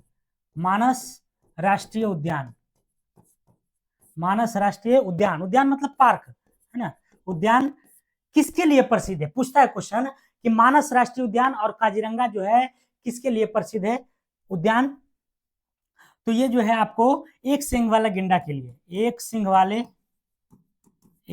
वाले गेंडा के लिए प्रसिद्ध है। किसके लिए? गेंडा के लिए प्रसिद्ध है। अच्छा, ये दोनों है कहाँ? अगर ये भी पूछे तो ये दोनों जो है आपको असम में है, असम में अवस्थित है। कौन दोनों? कौन दोनों? तो काजीरंगा और मानस। काजीरंगा और मानस जो पार्क है कहाँ है? तो असम में है। और यह किसके लिए प्रसिद्ध है? तो एक सींग वाले गेंडा के लिए प्रसिद्ध है। एक पूछता है कि पेरियार नेशनल पार्क कहाँ है? पेरियार नेशनल पार्क कहाँ है? नेशनल पार्क तो ये जो है आपको कहाँ है? केरल में है। सब पूछा गया क्वेश्चन है। पेरियार नेशनल पार्क कहाँ है? तो केरल में है। और ये किसके लिए प्रसिद्ध है? हाथियों के लिए, है ना, हाथी के संरक्षण के लिए। किसके लिए प्रसिद्ध है? तो हाथी के लिए। किसके लिए है? तो हाथी के लिए प्रसिद्ध है। एक पूछता है कि गिर नेशनल पार्क कहाँ है? तो गिर नेशनल पार्क जो है आपको गुजरात में है। गिर नेशनल पार्क ये जो है आपको कहाँ है? तो गिरलो शेरवा गुजरात में। इसको हम लोग ऐसे याद करते हैं। तो गिरलो शेरवा गुजरात में किसके लिए प्रसिद्ध है? तो एशियाई शेरों के लिए। एशियाई शेर के लिए जो है क्या है? तो गिर राष्ट्रीय उद्यान प्रसिद्ध है। ठीक है, आगे चले। अगला क्वेश्चन करा, श्रीरंगपट्टनम की संधि कब हुई थी? देखिए, इससे भी बार बार क्वेश्चन आता है। 4 गो हुआ था आंग्ल मैसूर युद्ध। कई 4 गो आंग्ल मैसूर हुआ था, प्रथम, द्वितीय, तृतीय और चतुर्थ। 67 से 69, 80 से 84, 90 से 92 और लास्ट में 1799 में, है ना, टीपू सुल्तान के साथ हुआ था। और उसी में जो है टीपू सुल्तान की क्या हुआ था? मृत्यु हो गया था। तो कह रहा श्रीरंगपट्टनम की संधि कब हुआ था? 82, 85, 89, 92 कब हुआ था? तो इसका जो संधि हुआ था 1792 ईस्वी में। कब हुआ था? 1792। चलिए चार्ट के माध्यम से आपको बताते हैं कि आंग्ल मैसूर युद्ध की अगर बात करें तो आंग्ल मैसूर युद्ध टोटल 4 गो हुआ था। क्या गो था? 4 गो। देख सकते हैं, प्रथम, द्वितीय, तृतीय और चतुर्थ। प्रथम की अगर बात करें तो 1767 से 1769 के बीच में, 1767 से 1769। द्वितीय की बात करें तो 80 से 84, 90 से 92, 67 से 69, 80 से 84, 90 से 92 और लास्ट में हुआ था 1799 में। और इसी 1799 में टीपू सुल्तान की क्या हो जाती है? मृत्यु हो जाती है। अब इससे जब युद्ध हुआ था तो इसमें संधि भी हुआ। जैसे प्रथम हुआ 67 से 69, तो इसमें हैदर अली ने जो है अंग्रेजों को परास्त कर दिया था। तो परास्त किया था, उसके बाद एक संधि हुआ जिसको मद्रास की संधि के नाम से जानते हैं 1769 में। क्योंकि 67 से 69 हुआ तो 69 में एक संधि हुआ जिसको कहते हैं मद्रास की संधि। उस समय गवर्नर नहीं थे, उस समय गवर्नर का पद खाली था। अगर द्वितीय की बात करें तो 80 से 84 था, है ना, उसमें मंगलौर की संधि हुआ 1784 में। उसमें कौन थे गवर्नर? गवर्नर थे आपको वारेन हेस्टिंग्स थे। कौन थे? Warren Hastings. 1 minute, Warren Hastings थे। और तृतीय की बात करें तो 1790 से 92 थे, 90 से 92। और इसमें आपको श्रीरंगपट्टनम की संधि हुआ था 1792, जो कि क्वेश्चन में पूछा गया है। तो श्रीरंगपट्टनम की संधि 1792 हुआ था। उसमें कौन थे? तो लॉर्ड कॉर्नवालिस थे। पूछता है क्वेश्चन कि जब श्रीरंगपट्टनम की संधि हुआ था तो उसमें गवर्नर कौन थे? तो लॉर्ड कॉर्नवालिस थे। लॉर्ड कॉर्नवालिस था। और चतुर्थ जो हुआ था आपको 1799 में। और कोई संधि नहीं हुआ था क्योंकि टीपू सुल्तान तो मर ही गया था। तो उस समय जो बेलेजली था, है ना, कौन था? बेलेजली था। ठीक है, क्वेश्चन देखते हैं क्या कहता है। अगला क्वेश्चन कह रहा है कि सुल्तान अजलन शाह कब का संबंध किससे है? बहुत बार पूछा गया है, इतना बार पूछा गया है कि क्या बताएं हम। कह रहा सुल्तान अजलन शाह का संबंध क्या क्रिकेट से, फुटबॉल से, बैडमिंटन से, हॉकी से? तो इसका जो है बहुत प्यारा सा आंसर है आपको, सुल्तान अजलन शाह का संबंध हॉकी से है। क्या है? हॉकी से है। अगर बात करें हॉकी के तो हॉकी हमारा भारत के और पाकिस्तान का भी राष्ट्रीय खेल है। हॉकी क्या है? तो तथा भारत एंड पाकिस्तान के राष्ट्रीय जो खेल है, राष्ट्रीय खेल भारत का तो ही है, लेकिन इसका साथ साथ जो है पाकिस्तान का भी जो है क्या है? तो हॉकी है। भारत और पाकिस्तान का राष्ट्रीय खेल क्या है? हॉकी है। अगर बात करें भारत के संदर्भ में ओलंपिक में हॉकी के बारे में तो लगातार 1928 से लेकर के 1956 तक हॉकी में ओलंपिक स्वर्ण पदक विजेता रहा है भारत की अगर बात करें तो भारत हॉकी में हॉकी में हॉकी हॉकी में ओलंपिक, हॉकी में 1928 से 1956 ईस्वी तक ओलंपिक विजेता रहा है। ओलंपिक में स्वर्ण विजेता रहा है। ओलंपिक में स्वर्ण स्वर्ण विजेता रहा है। तो देखिए यहां से दो क्वेश्चन बन रहा है। सबसे पहले क्वेश्चन पूछता है कि सबसे पहले बताइए कि भारत हॉकी में ओलंपिक का स्वर्ण पदक कब जीता था। तो यही 1928 में। कब से? 1928 में सबसे पहला वाला जीता था। और लगातार कब तक जीता था? तो 1956 तक। 1956 तक। अगर बात करें हॉकी से संबंधित शब्दों की, तो जैसे गुरु नानक ट्रॉफी, गुरुमृत ट्रॉफी, ये सब संबंधित है हॉकी से, है ना। गुरु नानक ट्रॉफी, गुरु नानक, क्या है? गुरु नानक ट्रॉफी हो गया। और क्या हो गया? गुरुप्रीत, क्या है? गुरु गुरु नानक ट्रॉफी और गुरुमीत ट्रॉफी। ये जो ट्रॉफी है किससे संबंधित है? तो आपको हॉकी से। किससे संबंधित है? हॉकी से। तो ये भी पूछ सकता है हॉकी से संबंधित है। पहला तो था वो सुल्तान अजलन शाह, और दूसरा की बात करें तो गुरु नानक ट्रॉफी और गुरुमीत ट्रॉफी, ये संबंधित किससे है? तो आपको हॉकी से। ठीक है, आगे चले। अगला क्वेश्चन कह पाक जलडमरूमध किस देश में स्थित है? पाक जलडमरूमध, है ना। पाक जलडमरूमध जो है किस किस देश को जोड़ता है? स्थित नहीं होना चाहिए, है ना, जोड़ता है। तो कह रहा है कि भारत और पाकिस्तान को, या भारत और मालदीव को, भारत एवं श्रीलंका के, जापान और दक्षिणी कोरिया के बीच में। तो पाक जलडमरूमध जो है ये कहाँ है? भारत और श्रीलंका के बीच में। कहाँ है?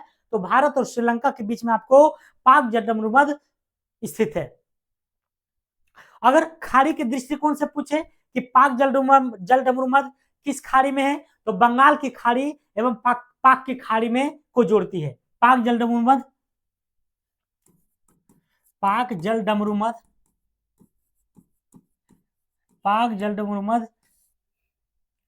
बंगाल की खाड़ी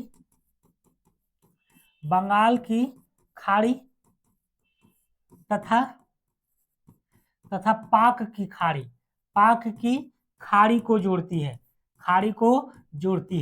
तो दोनों फॉर्म में आपको याद रखना है, जोड़ती है। किसको किसको जोड़ती है? पाक जलडमरूमध तो बंगाल की खाड़ी और किसको? तो पाक की खाड़ी, बंगाल की खाड़ी और पाक की खाड़ी। अगर देश में पूछे तो भारत और श्रीलंका के बीच में जोड़ता है। एक क्वेश्चन पूछता है कि फ्लोरिडा जलडमरूमध किसको किसको जोड़ता है? तो फ्लोरिडा जलडमरूमध की अगर बात करें, फ्लोरिडा जलडमरूमध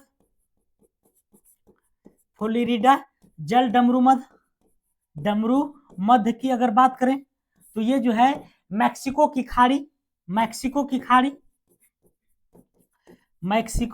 की खाड़ी तथा अटलांटिक महासागर को जोड़ती है, तथा अटलांटिक महासागर को। तो ये सारा पॉइंट जो है आपको काफी इंपोर्टेंट एग्जाम के दृष्टिकोण से। तो फ्लोरिडा जल संधि अगर पूछे तो किसको किसको? मैक्सिको की खाड़ी और अटलांटिक महासागर को जोड़ती है। एक पूछता है मलक्का जलडमरूमध, तो मलक्का जलडमरूमध की अगर बात करें, मलक्का जलडमरूमध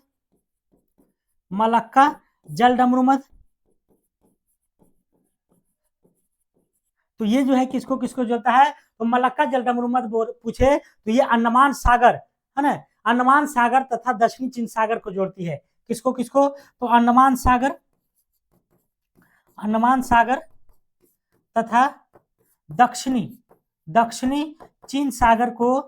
चीन सागर को जोड़ती है। तो ये सारा जो है पॉइंट आपको याद रखना है। किसको किसको? मलक्का जलडमरूमध किसको जोड़ता है? तो अंडमान सागर तथा दक्षिणी चीन सागर को। एक पूछता है डोबर जलडमरूमध किस देश को किस देश से जोड़ता है?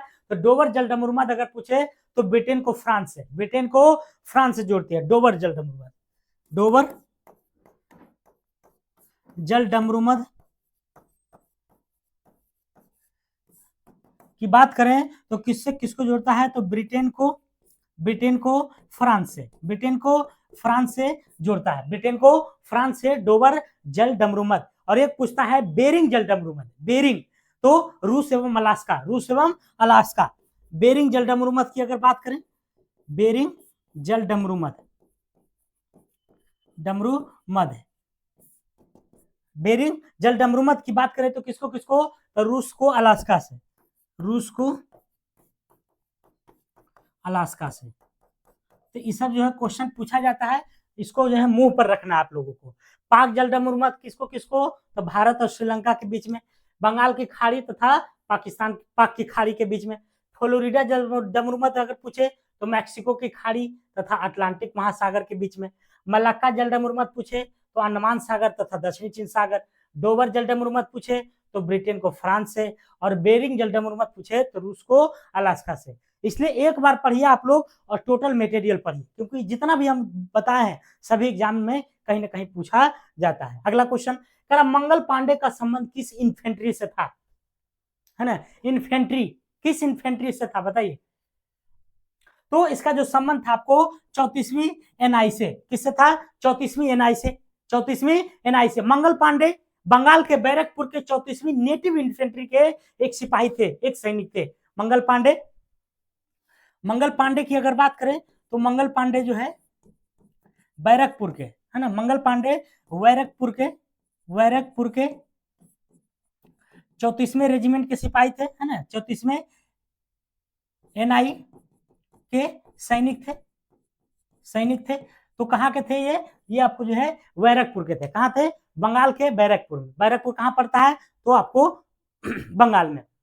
अगर बात करें मंगल पांडे को, तो मंगल पांडे का जो है संबंध किस राज्य से था, मंगल पांडे कहाँ का रहने वाला था, तो ये जो है थे आपको यूपी से। कहाँ से थे, यूपी के। मंगल पांडे कहाँ के थे, यूपी के। और कैमे रेजिमेंट के थे, तो 34वें एनआई के। एनआई मतलब क्या होता है, तो आपको नेटिव इन्फेंट्री के जो है क्या थे, सैनिक थे। इन्होंने 29 मार्च 1857 को एनफील्ड राइफल लेने से इनकार कर दिया था। उसी में जो है अंग्रेज जो है क्या हुए थे, तो इसको जो है मारने के लिए दौड़े, उससे जो है क्या हुआ, गोली चला दिया मंगल पांडे ने, और उसमें ऑफिसर का क्या हो गया था, मृत्यु हो गया था। और इसी मृत्यु के कारण जो इनको फांसी की सजा हुआ, और उसी फांसी की सजा के बाद 10 मई 1857 ईस्वी को मेरठ से इस विद्रोह का जो है क्या हुआ था, बिगुल बज गया था। ठीक है, तो इसकी जो शुरुआत हुई थी, है ना, ऑफिशियली आधिकारिक रूप से अगर बात की जाए कि 1857 के विद्रोह जो शुरू हुआ था वो कब हुआ था, तो 10 मई 1857 को, 1857 पूरी बात लिख देते हैं, 10 मई 1857 ईस्वी को मेरठ से, कहां से, मेरठ से विद्रोह की शुरुआत हुआ था। मेरठ से विद्रोह का क्या हुआ था, तो शुरुआत हुआ था। क्वेश्चन पूछता है ये बार, है ना, कि कब हुआ था, तो डेट में कंफ्यूजन नहीं करना है, सीधा आपको याद रखना 10 मई। कब, तो 10 मई 1857 को, 10 मई 1857 को जो है विद्रोह स्टार्ट हो गया था, 1857 वाला।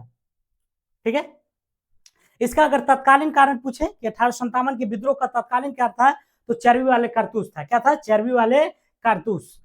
अगला क्वेश्चन करा अशोक के शिलालेखों को सर्वप्रथम किसने पढ़ा था, कितना बार पूछा गया है, किसने पढ़ा था, तो ये जेम्स प्रिसम ने। किसने पढ़ा था, जेम्स प्रिसम के द्वारा सबसे पहले 1837 ईस्वी में। कब पढ़ा गया था, तो 1837 ईस्वी में जेम्स प्रिसम द्वारा अशोक के शिलालेख को पढ़ा गया था। शिलालेख की अगर बात करें तो अशोक ही ऐसा राजा था जो शिलालेखों के उत्कीर्ण के बारे में जो है सर्वप्रथम जो है लाया था। अशोक का शिलालेख का चर्चा सबसे पहले जो है कहाँ मिलता है, तो अशोक के राज्यकाल में ही, क्योंकि उन्हीं का जो है श्रेय शिलालेखों को उत्कीर्ण कराने में।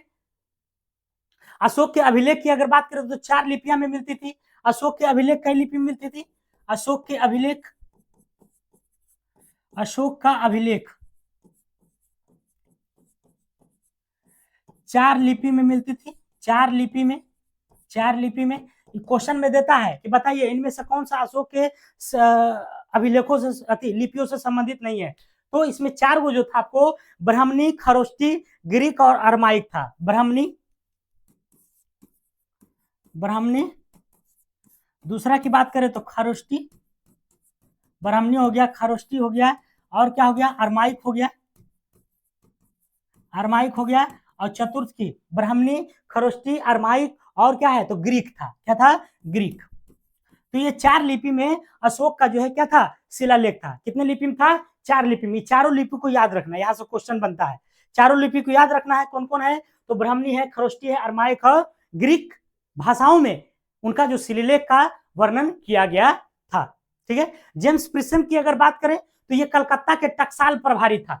ये जो पहला वाला जो पढ़ने वाला व्यक्ति है अशोक के शिलालेख को पढ़ने वाला जेम्स प्रिस्म, ये क्या था, तो ये जो है कलकत्ता के क्या था, यह जो है कलकत्ता का टकसाल प्रभारी था। टकसाल, टकसाल प्रभारी था। टकसाल कहाँ, जहां रुपया सिक्का बनता है उसी को टकसाल कहते हैं। तो कह रहा टकसाल का प्रभारी था कौन, जेम्स प्रिसेप। उसी ने सबसे पहले जो है अशोक के शिलालेखों को क्या कहता, पढ़ने का काम किया था। और कब पढ़ा था, तो 37 में। कब पढ़ा था, 1837 ईस्वी में। अगला क्वेश्चन कह रहा मिशन इंद्रधनुष का संबंध है। बहुत अच्छा क्वेश्चन है, बीपीएससी में पूछा गया है और दरोगा में भी।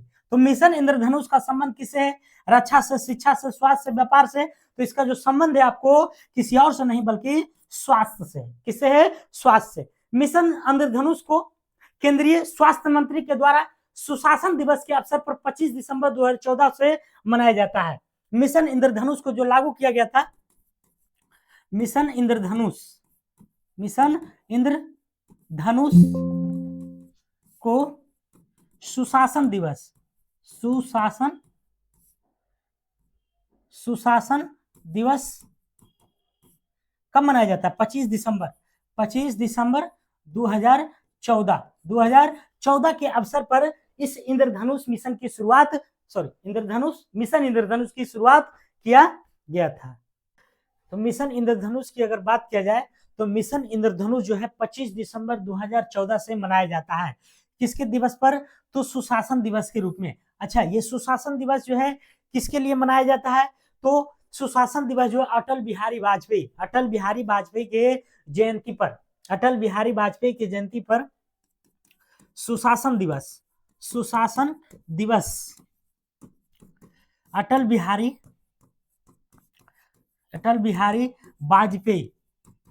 वाजपेयी की जयंती पर मनाया जाता है।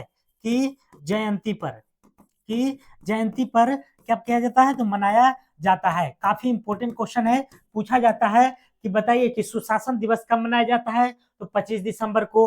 कब से, 2014 से। किसके जयंती पर, तो अटल बिहारी वाजपेयी के जयंती पर सुशासन दिवस को मनाया जाता है। अगर बात करें पीएम जनधन योजना की, पीएम जनधन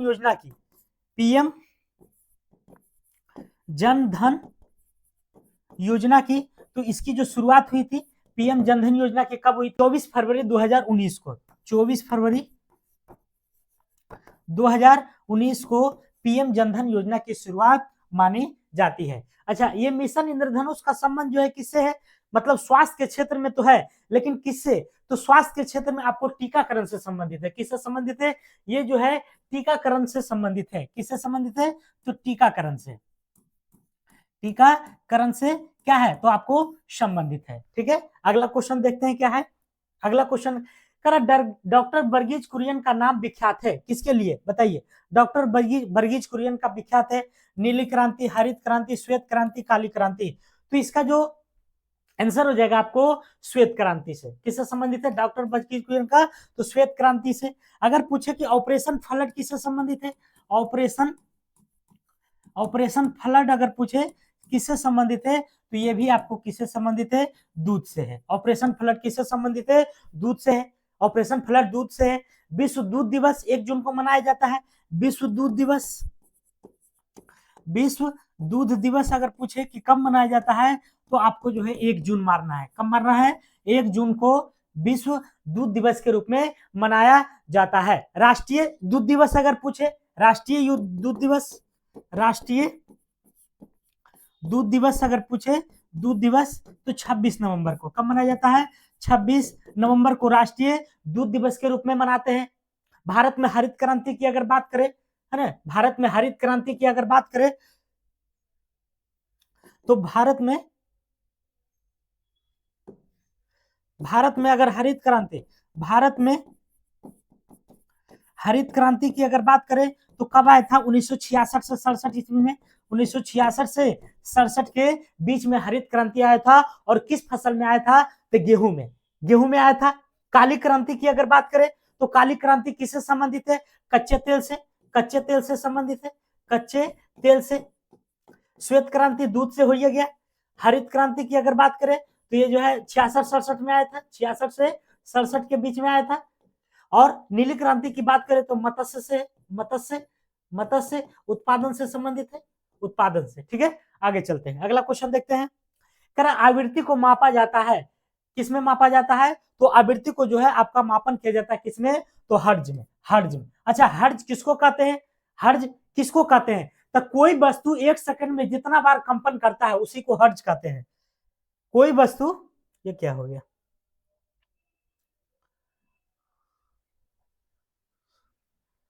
कोई वस्तु, है ना, कोई वस्तु 1 सेकंड में जितना बार कंपन करता है, थर करके करता है, वाइब्रेशन करता है, तो उसी को हर्ज कहते हैं। और उसी आवृत्ति का इकाई मात्रक क्या है? तो हर्ज है। आवृत्ति का इकाई मात्रक हर्ज होता है। क्या होता है? हर्ज होता है। ठीक है, मात्रक क्या होता है? त्वरण का जो है एसआई मात्रक जो होता है क्या होता है? तो त्वरण का एसआई मात्रक की अगर बात करें तो मीटर प्रति सेकंड स्क्वायर होता है। मीटर प्रति सेकंड स्क्वायर होता है। त्वरण का एसआई मात्रक क्या होता है? मीटर प्रति सेकंड स्क्वायर होता है। अगला क्वेश्चन, करण निम्न में से कौन सा मंडल सर्वाधिक गर्म होता है? मंडल 5 प्रकार के: क्षोभ, समताप, ओजोन, आयन और बरहीमंडल। तो 5 प्रकार के मंडल में पूछ रहा है कि कौन सा मंडल सर्वाधिक गर्म होता है। तो सर्वाधिक अगर गर्म की बात करें तो कौन सा मंडल हो जाता है? क्षोभ मंडल। इसी क्षोभ मंडल में जितने भी मौसमी घटना होती है, सही बात है ना, मौसमी घटना की अगर बात करें तो इसी क्षोभ मंडल में होती है। मौसमी घटना किस में होती है? तो आपको क्षोभ मंडल में। आयन मंडल की अगर बात करें तो आयन मंडल में जो है क्या होता है? तो संचार जो उपग्रह होता है, जैसे कि टेलीविजन हो गया, रेडियो हो गया, सब जो सुनते हैं, ये सब संचार उपग्रह रहता है। तो उपग्रह जो छोड़ा जाता है वो किस मंडल में रहता है? इसी आयन मंडल में। इसको संचार मंडल के नाम से भी जानिए, संचार मंडल के नाम से जाना जाता है। ठीक है, और क्षोभ मंडल में क्या होता है? मौसमी परिघटना होता है। अगर बात करें समताप मंडल में तो हवाई जहाज जो उड़ती है, हवाई जहाज कहाँ उड़ती है? तो समताप मंडल में। हवाई जहाज कहाँ उड़ती है? समताप मंडल में। और मध्य मंडल की अगर बात करें तो मध्य मंडल को ही क्या कहते हैं? ओजोन मंडल कहते हैं। मध्य मंडल को ओजोन मंडल। अगला क्वेश्चन देखते हैं क्या है। करण निम्न में से कौन सी द्वीप स्थल रुद्र देश है? स्थल रुद्र के मतलब क्या होता है? कि मतलब वैसा देश जिसके चारों तरफ स्थल ही स्थल हो, पानी नहीं हो, स्थल हो, तो उसी को क्या कहते हैं? स्थल रुद्र देश है। तो इसमें से कौन है? तो ये हंगरी है। देखिए, प्रीवियस क्वेश्चन है तो आपको इसमें रिपीट क्वेश्चन भी कुछ हम डाले हैं, तो आप लोग जो लगातार देख रहे हैं उनको अनुभव हुआ होगा। ठीक है, तो करा कौन सा स्थल रुद्र देश है? तो हंगरी है। कौन है? हंगरी है। अगर बात करें स्थल रुद्र देश की तो टोटल 44 गो अभी देश है। स्थल रुद्र देश कितना है टोटल? स्थल रुद्र देश कुल कितना है?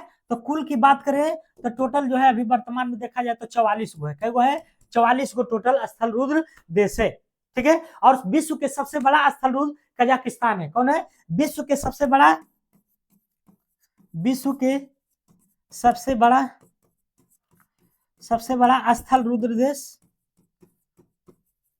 स्थल रुद्र देश कौन है? तो कजाकिस्तान है। कजाकिस्तान है। तो इसको याद रखिएगा आप लोग। अगला क्वेश्चन देखते हैं।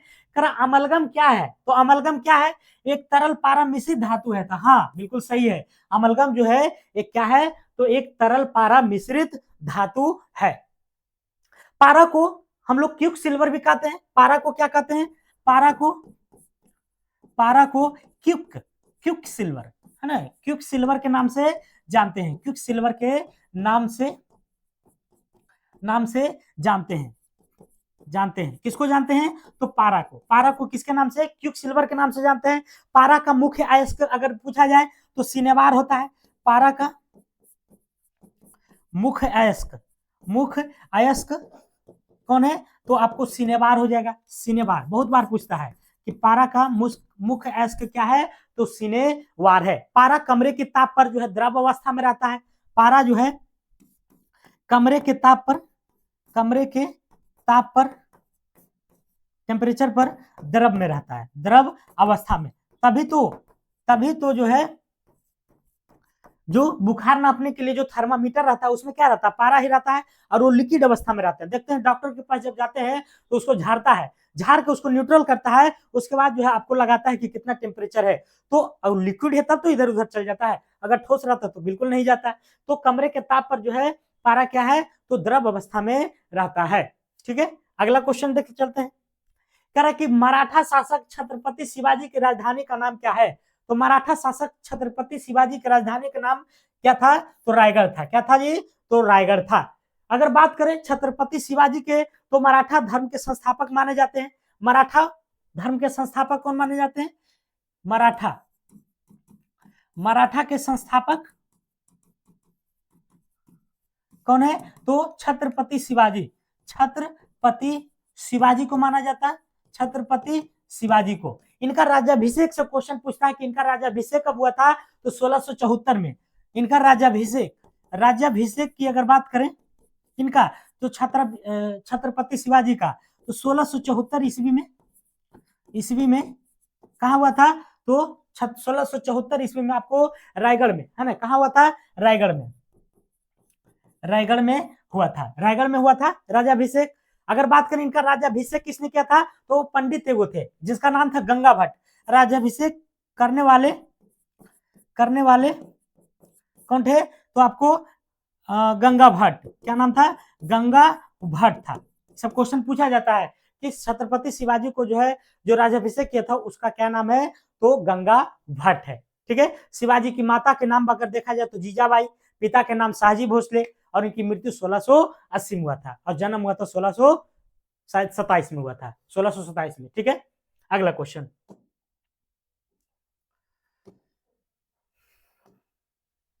कारण नोबेल पुरस्कार किस क्षेत्र में नहीं दिया जाता है? तो नोबेल पुरस्कार जैसा कि जानते हैं कि टोटल 6 क्षेत्रों में दिया जाता है, तो इसमें से कौन में नहीं दिया जाता है? तो आपको गणित में नहीं दिया जाता है। बाकी 6 क्षेत्रों में कौन कौन है? तो नोबेल पुरस्कार की अगर बात करें तो इसको जो है स्वीडन के वैज्ञानिक अल्फ्रेड नोबेल को नाम पर 1901 ईस्वी में दिया जाता है ना। नोबेल पुरस्कार की अगर बात करें तो यह 1901 से दिया जाता है। किसके नाम पर अगर पूछे तो नाम अगर देखा जाए तो स्वीडन के वैज्ञानिक थे, स्वीडन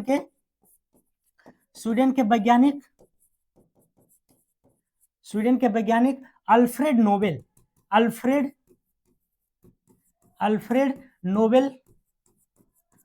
है ना के नाम पर। तो अल्फ्रेड नोबेल के नाम पर स्वीडन के जो वैज्ञानिक थे 1901 से जो है 6 क्षेत्रों में नोबेल पुरस्कार दिया जाता है।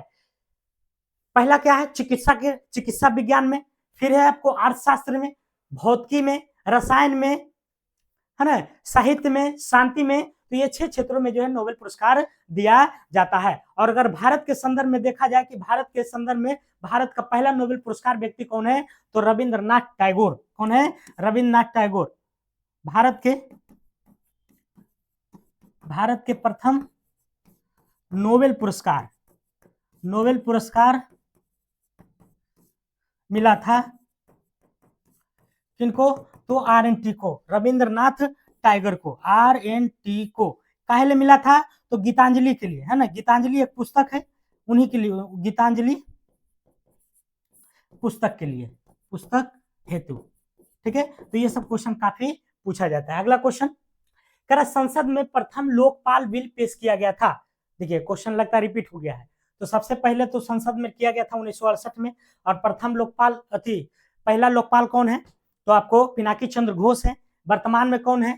तो वर्तमान में आपको प्रदीप कुमार मोहंती है। इसे लागू कब किया गया था लोकपाल को? तो 1 जनवरी 2014 से, 1 जनवरी 2014 से। ठीक है, अगला क्वेश्चन, भारत में विधि निर्मात्री संस्था है, भारत में विधि निर्मात्री संस्था मतलब कानून बनाने वाली जो संस्था है उसका क्या नाम है? तो इसका क्या नाम है? संसद है। संसद कानून कैसे बनाती है? तो संसद के 3 अंग है। टोटल कितने हैं? राज्यसभा है, लोकसभा है, राष्ट्रपति है। राज्यसभा, लोकसभा और राष्ट्रपति, ये तीनों मिलकर के इसमें सहमति अगर दर्ज हो जाती है तो वो बिल क्या हो जाती है? वो कानून बन जाती है। वो बिल क्या हो जाती है? कानून बन जाती है। जैसे यहाँ पर है संसद और इसके 3 अंग है। इसके कितने अंग है? 3 है। पहला की बात करें तो लोकसभा, दूसरा की बात करें राज्यसभा, और तीसरा में अंतिम रूप से राष्ट्रपति रहते हैं। राष्ट्रपति यही तो सिग्नेचर करते हैं तब कानून बन जाता है ना। इसका अनुच्छेद भी पूछता है तो इसका ट्रिक एक होता है ना। ट्रिक क्या होता है? सरल, सरल, सरल, और 79, 80 और 81। तो 79 में 7 से संसद, तो ये हो गया अनुच्छेद 79 में, है ना। 80 हो गया राज्यसभा, तो ये हो गया राज्यसभा आपको 80 में, और लास्ट हो गया लोकसभा, तो लोकसभा हो गया 81 में, ठीक है। और राष्ट्रपति तो अलग है, ठीक है। अगला क्वेश्चन, कारण नौजवान भारत सभा की स्थापना किसने किया था? नौजवान भारत सभा की स्थापना ये किया था आपको भगत सिंह ने। किसने किया था? भगत सिंह ने। और कब किए थे? तो 1926 ईस्वी में। 1926 ईस्वी में नौजवान भारत सभा की स्थापना किया गया था। क्यों किया गया था? तो ब्रिटिश, है ना, ब्रिटिश हुकूमत के विरुद्ध जो है ना, भारतीयों को जागरूकता करने के लिए इस नौजवान सभा की स्थापना किया गया था। किसके द्वारा? भगत सिंह के द्वारा 1926 में। अगला क्वेश्चन है, कर बजरंग पुनिया का संबंध किस देश से है? बजरंग पुनिया का संबंध किस देश से नहीं, किस खेल से? खेल होगा, ठीक है, किस खेल से है? तो इसका जो संबंध है आपको कुश्ती से है। किससे संबंधित है?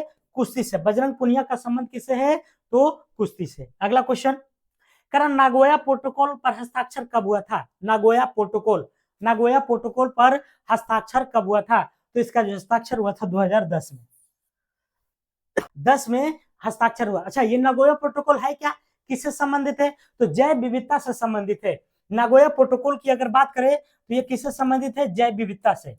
जैव विविधता से, किससे संबंधित है? जैव विविधता से। एक क्वेश्चन पूछता है जैसे कि आपको क्योटो प्रोटोकॉल किससे संबंधित है? तो जलवायु परिवर्तन से। क्योटो प्रोटोकॉल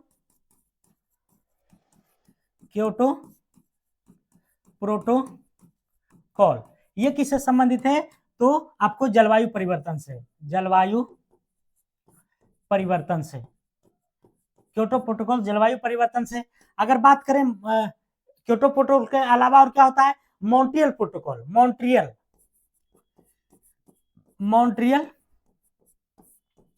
प्रोटोकॉल की अगर बात करें तो ये जो प्रोटोकॉल से संबंधित है ये ओजोन के संरक्षण से संबंधित है। ओजोन संरक्षण से क्या है? तो ये संबंधित है, ठीक है। अगला क्वेश्चन चलते हैं, करा कि सूरत विभाजन कब हुआ था? तो सूरत विभाजन जो हुआ था आपको कब देखने को मिलता है? तो 1907 ईस्वी में। 1907 ईस्वी में सूरत विभाजन हो गया था। अर्थात कहने का मतलब है कि कांग्रेस ने नरम दल और गरम दल में जो है विभाजित हुआ था। किसमें हुआ था? कांग्रेस नरम एवं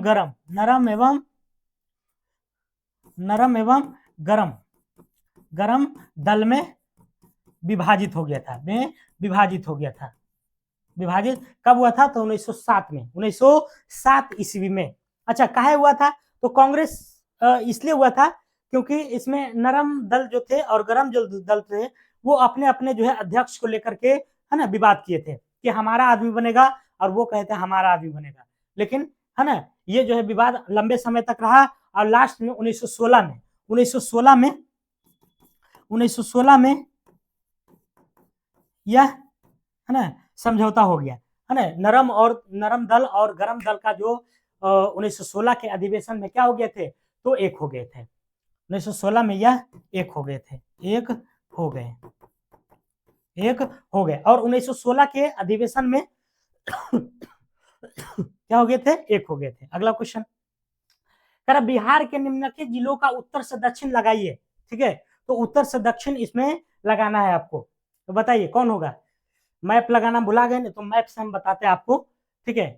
तो इसको आप लोग बताइए कि बिहार के निम्नलिखित जिलों को उत्तर से दक्षिण में लगाना है, उत्तर से दक्षिण। ठीक है, तो इस क्वेश्चन को हम अच्छे से कल बताएंगे। ठीक है, इसको अभी रहने दीजिए। अगला क्वेश्चन कह रहा है कि गैल्वेनाइजेशन की प्रक्रिया में किसका परत चढ़ाया जाता है? तो गैल्वेनाइजेशन की प्रक्रिया जब होता है तो उसमें आपको जस्ता का परत चढ़ता है। किसका? जस्ता का, है ना, जस्ता का परत चढ़ाया जाता है। कह रहा लोहा और इस्पात में जंग लगने से बचाने के लिए लोहा एवं इस्पात में जंग से बचाने के लिए, जंग से बचाने हेतु गैल्वेनाइजेशन किया जाता है, गैल्वेनाइजेशन। और इस गैल्वेनाइजेशन में क्या होता है? तो किया जाता है, परत चढ़ाया जाता है किसका? तो जस्ता का। ठीक है, तो लोहा और इस्पात में जंग से बचाने के लिए गैल्वेनेशन किया जाता है, और उस गैल्वेनेशन की प्रक्रिया में परत किसका चढ़ाया जाता है? तो तांबा का, सॉरी, जस्ता का परत चढ़ाया जाता है। ठीक है, अगला क्वेश्चन करा विश्व पृथ्वी दिवस मनाया जाता है कब? बताइए, विश्व पृथ्वी दिवस। तो विश्व पृथ्वी दिवस की अगर बात करें तो ये मनाया जाता है 22 अप्रैल को। 22 अप्रैल को। 22 मार्च की अगर बात करें तो इस दिन बिहार दिवस हो गया, है ना। बिहार दिवस को 22 मार्च को मनाया जाता है। और क्या? तो जल दिवस भी इसी तिथि को मनाया जाता है। जल दिवस और बिहार दिवस दोनों 22 मार्च को मनाया जाता है। और 22 जून की अगर बात करें तो ऊंट दिवस मनाया जाता है। ऊंट दिवस, है ना, ऊंट दिवस। अच्छा, कोई दिवस क्यों मनाया जाता है? उसके संरक्षण को प्रदान करने के लिए। कह रहा है कि निम्न में से समरूप अंगों का उदाहरण नहीं है।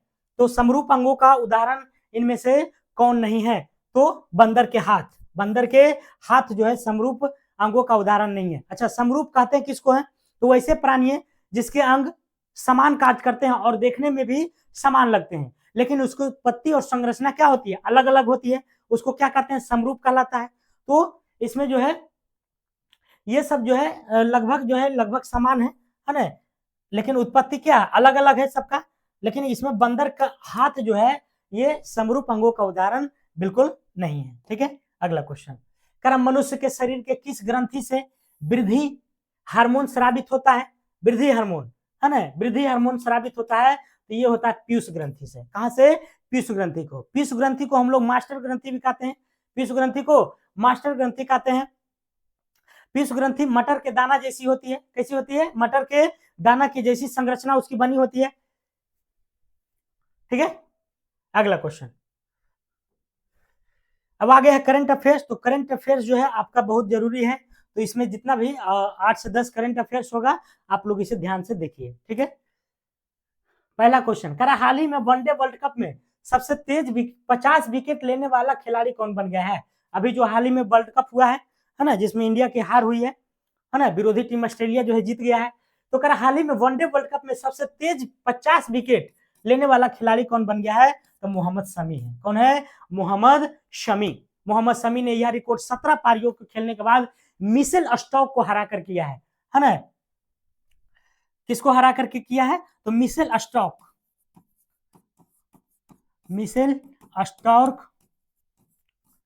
को हराकर यह रिकॉर्ड बनाया है। ठीक है, अगला क्वेश्चन चलते हैं।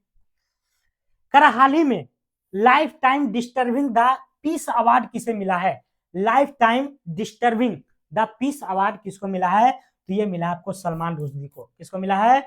सलमान रुश्दी को। ठीक है, यह प्रसिद्ध लेखक हैं सलमान रुश्दी, जो कि इनको जो पुरस्कार मिला है वैक्लेव हैवल सेंटर के द्वारा। किसके द्वारा दिया गया है? वैक्लेव हैवल सेंटर के द्वारा। ठीक है, क्वेश्चन पूछ सकता है। अगला क्वेश्चन करा हाल ही में वनडे वर्ल्ड कप में 50 छक्के लगाने का रिकॉर्ड बनाया है। किसने? बताइए। विराट कोहली, रोहित शर्मा, शुभमन गिल या श्रेयस अय्यर? तो इसका जो नाम आ जाएगा रोहित शर्मा का। किसका आ जाएगा? रोहित शर्मा। अगला क्वेश्चन करा हाल ही में माउंट एवरेस्ट के पास 21,500 फीट से स्काई डाइव करने वाली पहली महिला बनी है। स्काई डाइव मतलब क्या होता है? ऊपर जाता है हेलीकॉप्टर से और वहीं से छलांग लगा देता है ना। तो सबसे, है ना, ऐसी महिला ही बन गई है जो कि सबसे ऊंची पर 21,500 फीट से स्काई डाइव करने वाली पहली महिला बनी है। तो उसका क्या नाम है, उसका जो नाम है बताइए क्या नाम है, तो शीतल महाजन है। कौन है, शीतल महाजन है, शीतल महाजन, शीतल महाजन है। अगला क्वेश्चन कह रहा हाल ही में वनडे वर्ल्ड कप में सचिन का शतक का रिकॉर्ड किसने तोड़ा है ना। वनडे क्रिकेट में शतक जो था सचिन तेंदुलकर का 49 था, लेकिन इसको 50 शतक पूरा करके किसने रिकॉर्ड तोड़ दिया है, तो ये कोई और नहीं बल्कि विराट कोहली है, विराट कोहली। ठीक है, यह घटना मुंबई के वानखेड़े स्टेडियम में जब हो रहा था, न्यूजीलैंड के खिलाफ मैच हो रहा था वर्ल्ड कप में, तो उसी में जो है यह रिकॉर्ड टूटा। और वनडे में और अगर बात किया जाए इसका विराट कोहली के बारे में, तो वनडे में 700 रन बनाने वाला पहला खिलाड़ी भी बन गया है। कौन, विराट कोहली। ठीक है, अगला क्वेश्चन कह रहा हाल ही में किस देश में ज्वालामुखी फटने से एक नया द्वीप का निर्माण हुआ है। ज्वालामुखी तो फटा, लेकिन साथ ही साथ वो नया द्वीप भी बन गया है। तो कौन सा द्वीप, कौन सा जगह बना है बताइए। तो इसका आंसर हो जाएगा आपको जापान में। कहा, तो जापान में जो है एक नए द्वीप का निर्माण हो गया है ज्वालामुखी विस्फोट के कारण। ठीक है, अगला क्वेश्चन कह 10वीं आसियाना संवाद में रक्षा मंत्री राजनाथ सिंह बैठक में कहा गए हैं, है ना, मतलब कहाँ भाग लेंगे, तो कहाँ लेंगे, ये कहाँ लेंगे, जकार्ता में, न्यूयॉर्क में, बीजिंग में, ढाका में, बताइए। तो ये जो लेंगे आपको जकार्ता में, कहाँ लेंगे, जकार्ता में। अगला क्वेश्चन बिहार विधानसभा में ने SC ST EBC OBC जाति के लिए 50% आरक्षण से बढ़ाकर कितना प्रतिशत कर दिया गया है। काफी जो है क्वेश्चन चर्चा में रहा है ना, तो आपको जानना बहुत ही जरूरी है कि 50% से बढ़ाकर कितना प्रतिशत कर दिया गया है, तो 65%। कितना, 65%। अगर इसमें अलग अलग देखा जाए तो ओबीसी को जो है 18% कर दिया है, ओबीसी को 18%। अगर ईबीसी की बात करें तो ईबीसी को हो गया है 25%, ईबीसी को 25% हो गया है। और एससी की अगर बात करें तो 20% हो गया है। एसटी की बात करें तो एसटी कितना है, एसटी 2%, एसटी हो गया है 2% हो गया। देखिए कितना हो रहा है, 18 2 20, 20 40, 40 40 20 60 65, टोटल 65% हो गया। और इसके अलावा ईडब्ल्यूएस को अगर 10% मिलाइएगा तो टोटल कितना हो जाएगा, बिहार में 75% हो जाएगा। ठीक है, अगला क्वेश्चन करा हाल ही में राष्ट्रपति महोदया द्रौपदी मुर्मू ने बिहार दौरे पर कृषि रोड मैप का शुभारंभ किया, जिसकी अवधि क्या है। तो कृषि रोड मैप क्या होती है, कृषि के विकास के लिए 5 वर्ष का एक लक्ष्य रखा जाता है ना, जिसमें कृषि का लगातार विकास हो, तो उसी को क्या कहते हैं, कृषि रोड मैप।